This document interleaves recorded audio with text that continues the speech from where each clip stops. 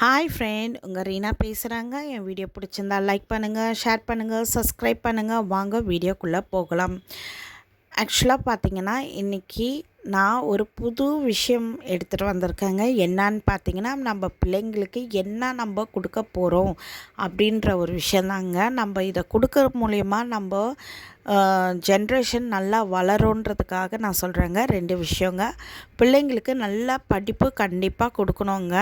அது பேரண்ட்ஸோட கடமை. அதே மாதிரி நம்ம பிள்ளைங்களுக்கு ஒரு சொத்து வாங்கி வச்சிட்டோன்னு வச்சுக்கோங்களேன், பிற்காலத்தில் அந்த பிள்ளைங்களுக்கு நல்ல ஒரு ஃப்யூச்சர் இருக்குங்க.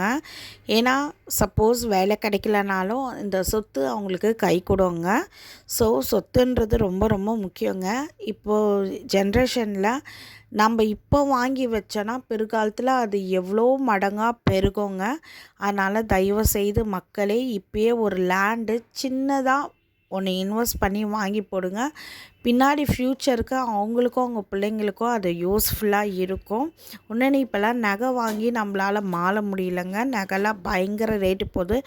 ஆனால் ஒரு பொருள் ஒரு லேண்டாக வாங்கி நீங்கள் கொடுத்தீங்கன்னா அவங்களுக்கு கல்யாண செலவுக்கும் ஆகலாம், இல்லை படிப்பு நாளைக்கு அவங்க என்ன படிக்கிறாங்களோ அந்த படிப்பு செலவுக்கு ஆகலாம், கல்யாண செலவுக்கு ஆகலாம்.